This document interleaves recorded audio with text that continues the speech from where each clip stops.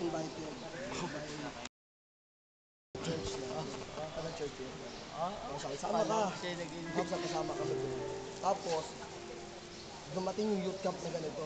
So, I was excited. Pero bakit dumating ang youth camp? Naging drug addict ka? Hindi naman po drug-addict talaga totally.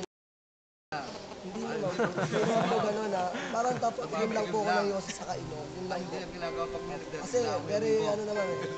Very typical naman po sa Manila yung gano'n. Lalo-lalo na, yung hindi kilala ang Diyos. And then, ito ang tanong ko sa iyo. Is it the drug that caused rebellion or it's rebellion that caused the addiction? it is rebellion. That caused addiction? Or is it addiction that caused rebellion? Kasi, I think, ano eh, pag-rebelde mo, ayun eh. Yung mga pagiging addict mo, ang nagdulot siya ka naging rebelde. O dahil rebelde ka na, kaya ka Rebelde. nag-addict. Rebelde ka na, kaya ka nag-addict. Oo, kasi doon ko na po naisip, ay, wala naman na mapakialam sa akin mga magulang ko. Hindi sa ano ha, parang hindi naman nila ako pinapakailangan na ganito. Kasi hindi ko na rin sila kinakausap ng gano'n. Tapos yun na nga, pumunta ako sa isang camp, ano yan.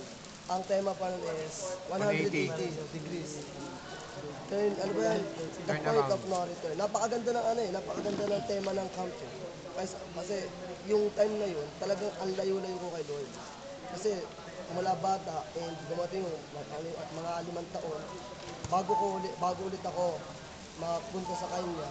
Pero hindi ako totally na kilala siya ng ganun po siya. Kaya yung pumunta ako ng camp, talagang hinahanap ko yung mukha niya. Lord, pagod na ako, parang pagod na ako sa ganitong buhay. Parang ayoko na. And gusto ko na yung sa haba-haba ng nilakad ko palayo sa iyo,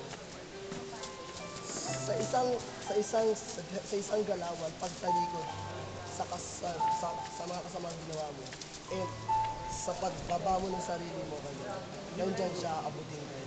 Sabi mo kanina, ang drug ang dahilan kaya ka naging rebelde. Hindi po, O kung alisin yung drug, o kayong kabarkada ano, may magyayari ba sa'yo?